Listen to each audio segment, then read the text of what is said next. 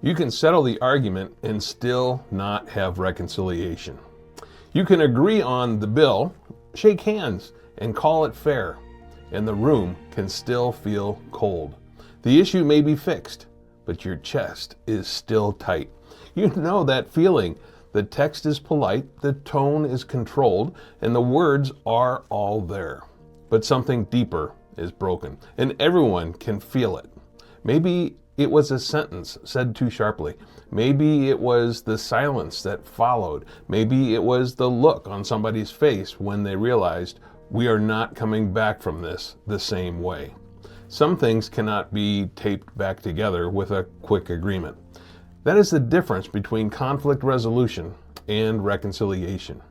If you want the fuller version of that distinction, watch this video, Why Most Relationships Never Actually Heal. Conflict resolution can handle the immediate problem. It can stop the fight. It can settle fairness. It can even keep life moving. But reconciliation goes after the relationship itself. It asks whether trust can live again, and asks whether love can be restored. It asks whether two wounded people can actually share a future. And that is the question underneath all of this. Are you just trying to end the dispute, or are you trying to heal what sin and hurt have broken? Negotiation can help you settle the terms. Mediation can help you talk through them. And arbitration can tell you who was right.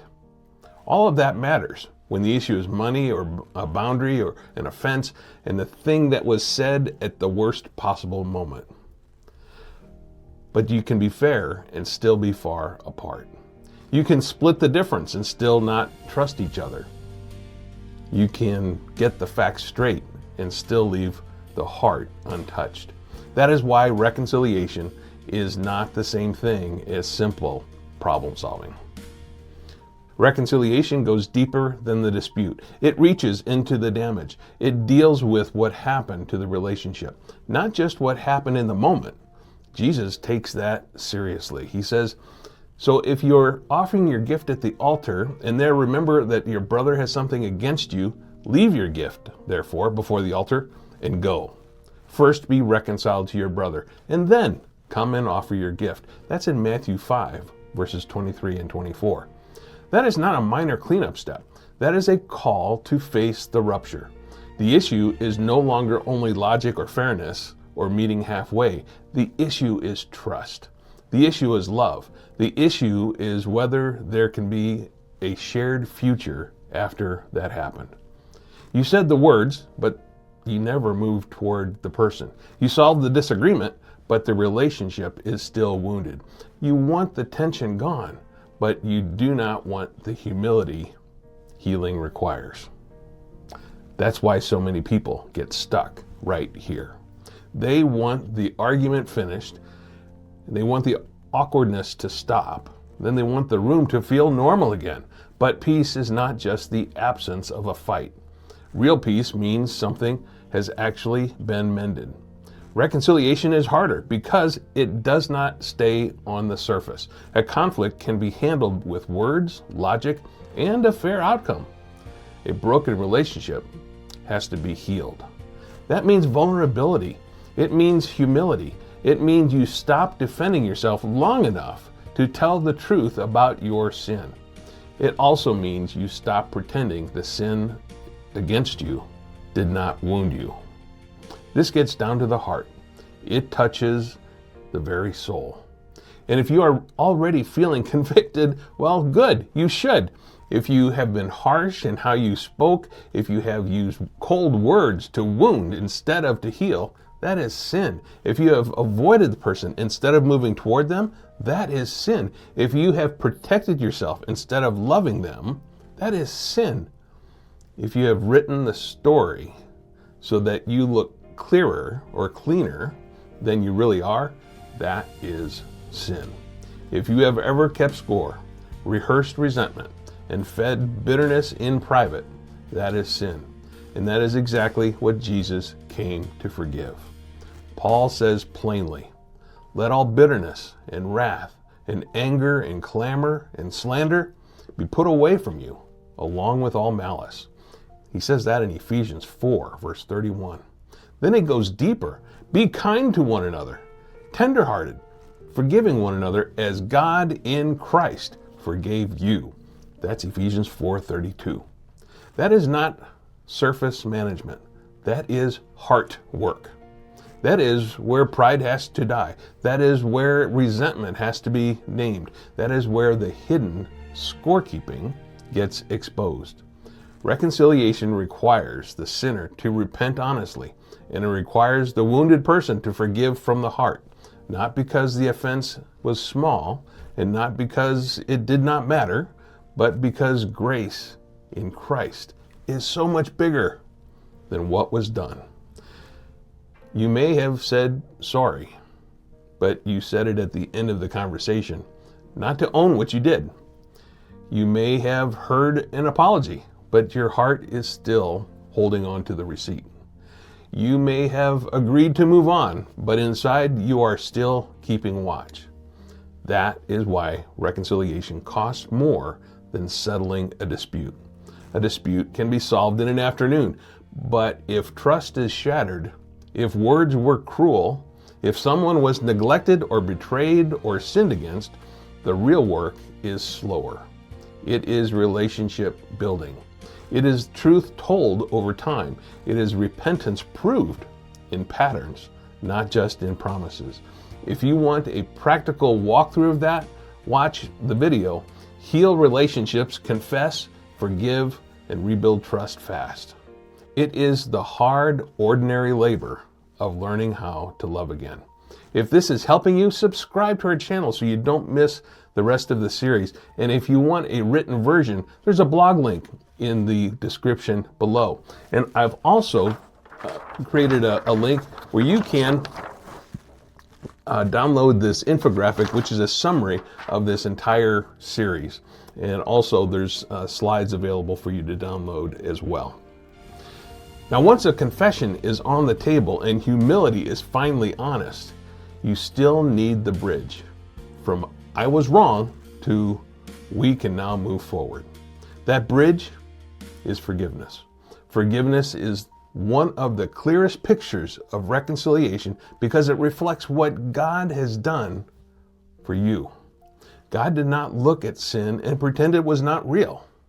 He moved toward sinners in mercy. In Christ, God was reconciling the world to himself, not counting their trespasses against them. That's in 2 Corinthians 5:19. That is not denial. That's grace. The wrong is named, the debt is real, and then God refuses to keep the relationship chained forever to that sin. That matters. Forgiveness says that the offense will not be held over your head forever. It means the door is not sealed shut by the past. But forgiveness does not mean trust is instantly rebuilt. You can forgive someone and still need time. You can forgive someone and still need repentance, honesty, and patience before the relationship feels safe again. Forgiveness opens the door. It does not automatically rebuild the house. I unpacked that distinction more in this video, forgiveness versus reconciliation. Don't confuse those things. And that is why forgiveness is so costly. It is also why it is so beautiful. It mirrors the way God dealt with you in Christ, not by excusing sin, by dealing with it at the cross, by making peace where there was only separation, by bringing near those who were far off. Forgiveness says, I will not make this sin your permanent identity. Forgiveness says, I am not going to worship my hurt. Forgiveness says, the cross is bigger than what was done to me. That does not make the wound small. It makes Christ great. Jesus is not replaying your worst argument in heaven. He's not rubbing your failure in your face, and he's not standing over you with crossed arms, waiting for you to earn your way back. If you belong to Jesus, you are forgiven. In him, we have redemption through his blood, the forgiveness of our trespasses according to the riches of his grace. That's in Ephesians 1:7. That means your sin is not too deep for Christ. Your shame is not too heavy for his cross. He has dealt with the separation your sin has created. He has done what you could not do. He has made peace where there was only enmity. And now, hear this carefully.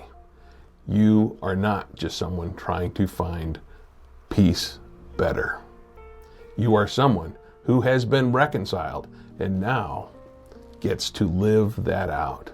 That changes everything. If you are the wounded one, you do not have to carry the bitterness as if it will heal you.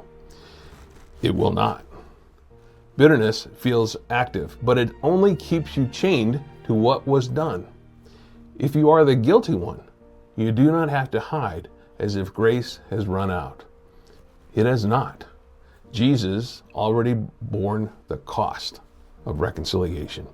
That is why this whole subject is not just human effort. It is gospel-shaped work. For the fuller version of that, watch the video, Why Christian Relationships Fall Apart Even When Both Love Jesus. You are not being asked to manufacture peace from thin air. You are being called to live out what Christ has already done for you. And that means reconciliation is still going to be hard. It costs honesty. It costs patience. It costs a willingness to say, I was wrong, without excuses. It costs a willingness to say, you hurt me, without revenge. It costs a willingness to stay in the room long enough for love to grow again.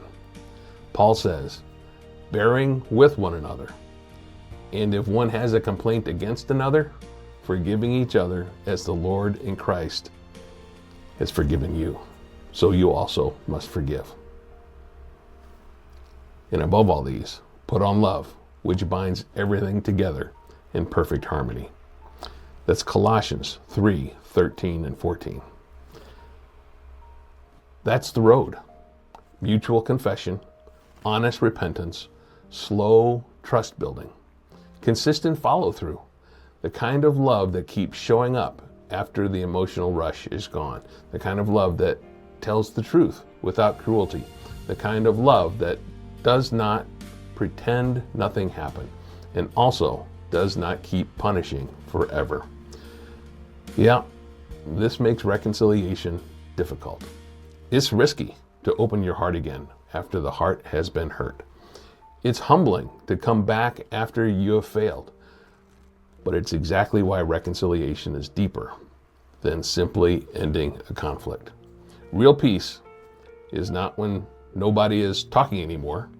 Real peace is when love has by grace been restored enough that people can speak honestly again, without fear ruling the room. That matters in a marriage when the same issue keeps circling back. It matters between a parent and a child when years of distance have made even simple conversation feel heavy. It matters in a church where brothers and sisters in Christ have spoken sharply and then sat across from each other with all the history between them.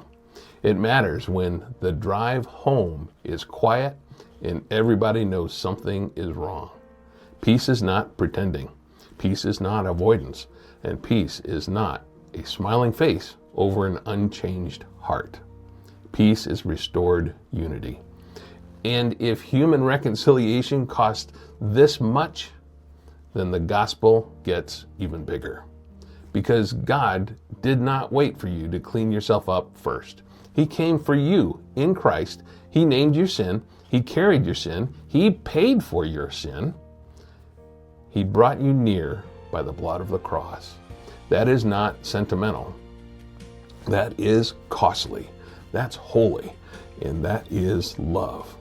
So, if you are convicted right now, do not run from that conviction. Let it drive you to repentance. Go to the Lord first. Tell the truth. Confess the harsh words, the avoidance, the pride, the bitterness, the self-protection. And then, if there is a person you need to move toward, do that too. Not to perform, not to control the outcome, but because Jesus has moved toward you first. Reconciliation is not cheap, but it is not impossible. The cross proves that. So let me bring you back to the question we started with. Are you just trying to end the dispute, or are you trying to heal what is broken? If you belong to Jesus, the answer is to move toward reconciliation, because He has already reconciled you to God. You can really rebuild trust after conflict. I look forward to seeing you in the next video.